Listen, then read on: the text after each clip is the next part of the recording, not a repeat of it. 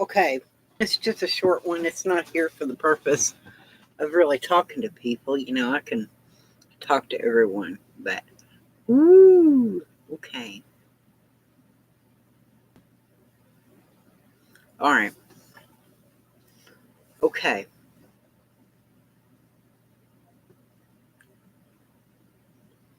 okay. Sandy Linderthal, good to see you. Okay, now, hey, how are you doing, Sandy Linderthal? The myth of new stuff versus old stuff. New stuff, yeah, exactly. New stuff is stuff that's manufactured to be new. Old stuff is old. If something is new, it's only new for a short period of time. If something is brand new, it's only brand new for a short period of time. Yeah, good. Something is new, it's only new for a very short period of time. And the economy, the powers that be, want to push everyone, to buy new stuff. New stuff. A car is new. A new car is better than an old car. A brand new house is better than an old house.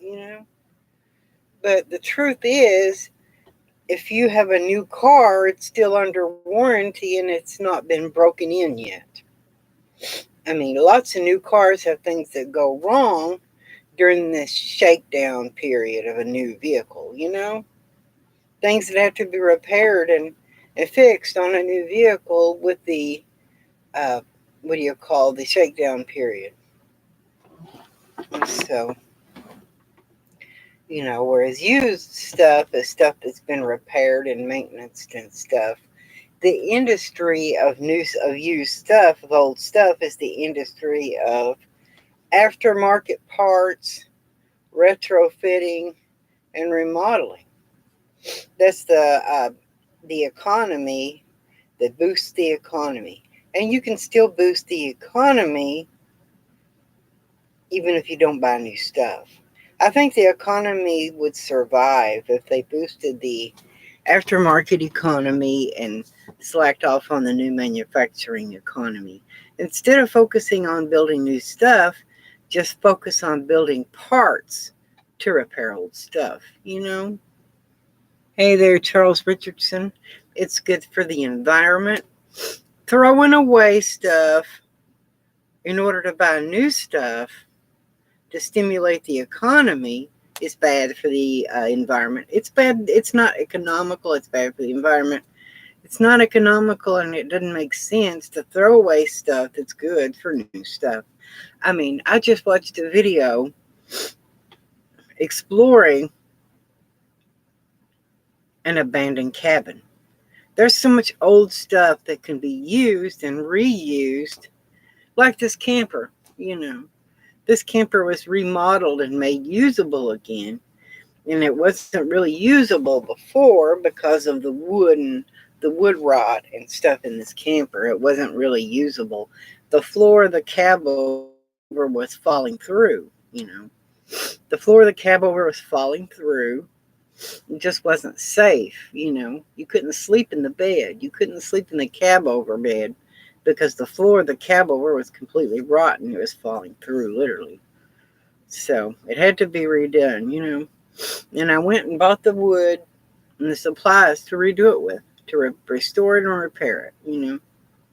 And made it usable again. A camper for $700 with mostly good appliances in it. You can buy vehicles, especially a tow vehicle for a pickup truck for a camper. You can get a used truck or an old truck and remodel it and make it usable again. You can get an old vehicle and make it usable again. An old truck to haul a camper and make it usable again. Or anything else you do.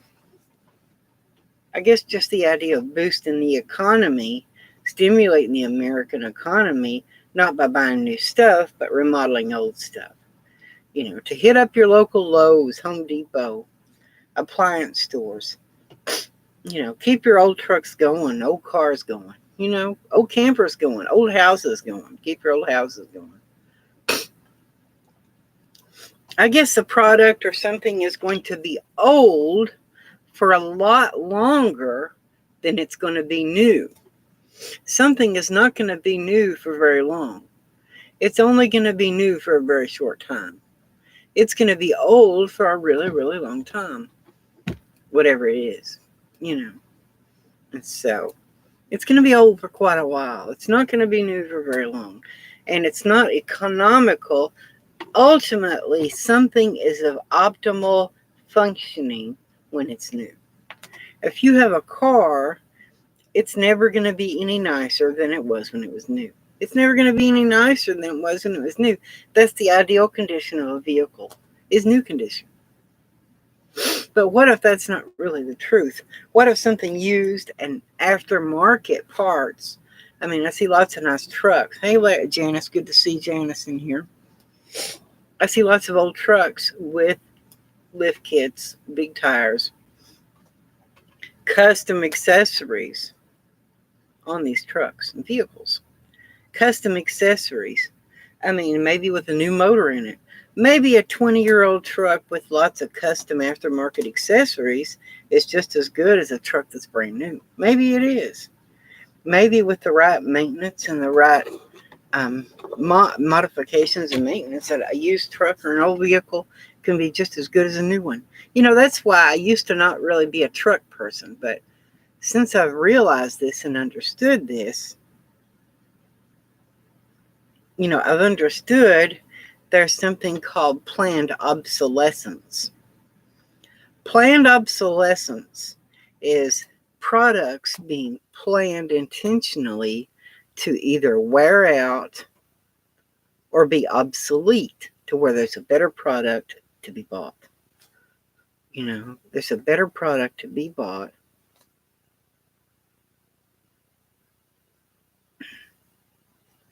You know, there's a better product to be bought.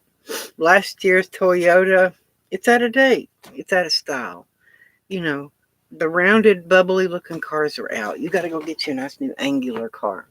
You got to get a car with a new body style. Pickup trucks, you know, are designed less with planned obsolescence than cars. Cars are built with planned obsolescence more than trucks, because trucks, they don't change the body styles as often on a truck. And vans, there's even less planned obsolescence. They don't change the body styles as much. They have a standard, you know, Volkswagen years ago, back in the 60s, said, we don't plan to obsolescence, you know. There's the aftermarket economy.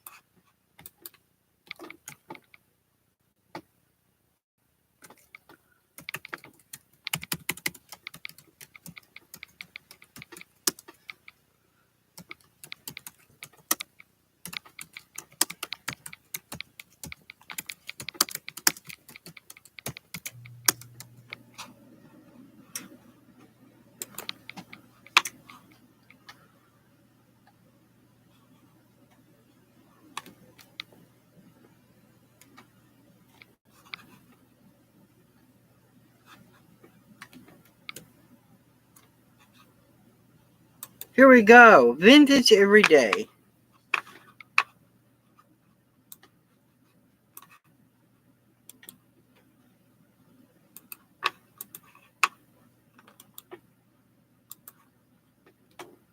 There it is. There is the article. You can check that out now and read that from Volkswagen. Okay.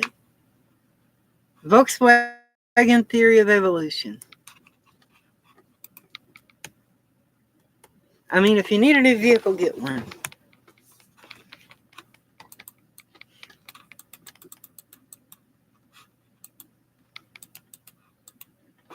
Volkswagen's Theory of Planned Obsolescence. The Volkswagen Theory of Evolution. Fucking phone, this computer's starting to mess with me. Here's a scan of a Volkswagen advertisement for 1963. The ad features a grid of black and white photos of the Volkswagen Beetle from 1949 to 1963 in order to highlight how little the Beetle's design has changed during the period. The ad is titled Volkswagen Theory of Evolution. You can spot the Volkswagen with the fins or the one that's bigger or smaller. Let's see. You know? Here we go. Can you spot the Volkswagen with the fins or the one that's bigger or smaller or the one with the fancy chrome work? You can if the reason you can't see any revolutionary design changes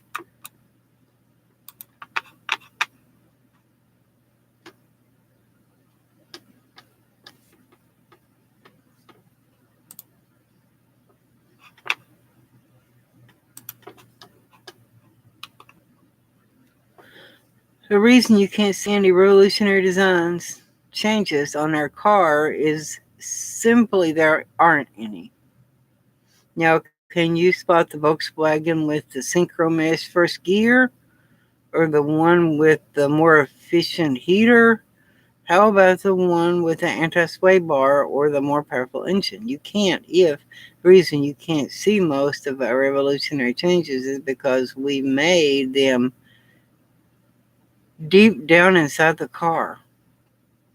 And that's our theory.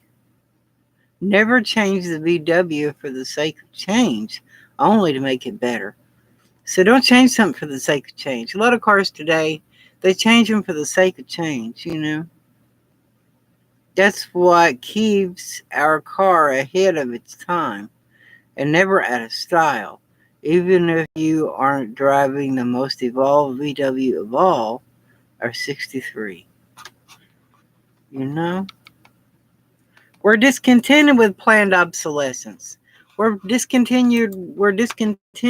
Hey there, good to see you, Sean American Rebel. Good to see you, Colonel. Good to see you, Colonel, however you say it. I don't want to butcher your name. But planned obsolescence and getting people to buy new stuff is not the answer. Volkswagen's theory of planned evolution is a good theory. Volkswagen's theory is a good one. You don't need to build new stuff. You don't need to buy new things, you know. You don't need to buy new stuff. You just need to modify, keep the stuff you have. And if you need something new, buy it. But if you don't need something new, don't buy it. You know? Don't buy it if you don't need it. Don't buy something if you don't need it, you know? That's the idea of what you call prepper.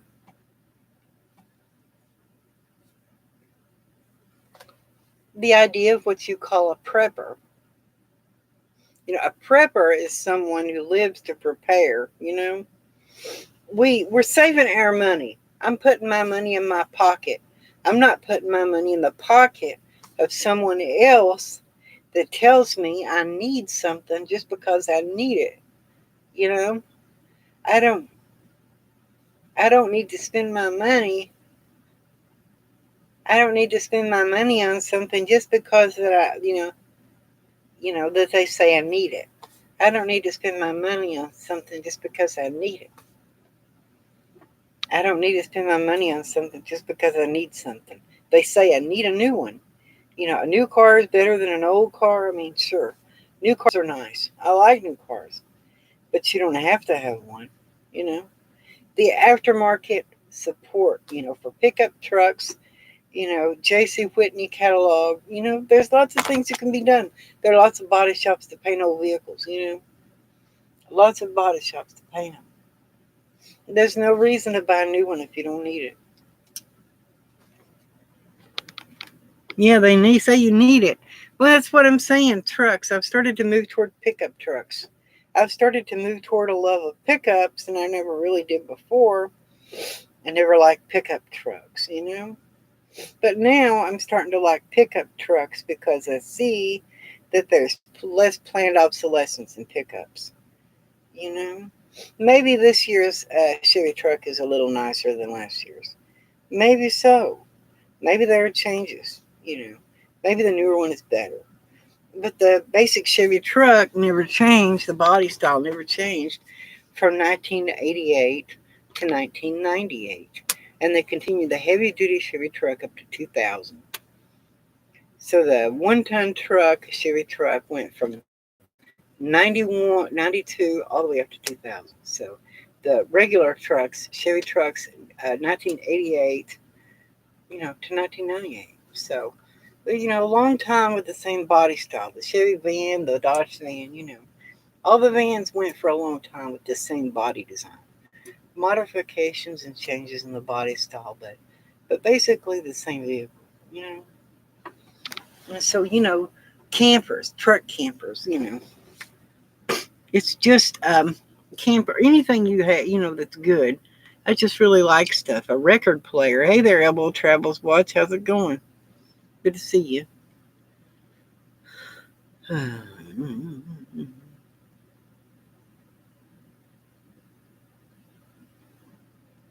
So, yeah. So that's what this is about here.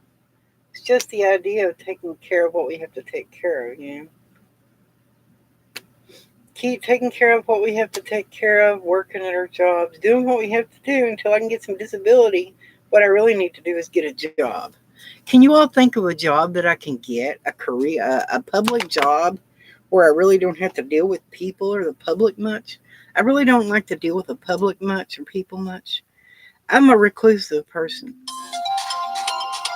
Even though, like my friends, yeah, Mom. Yeah, I'm coming. I'm coming, Mom. Okay.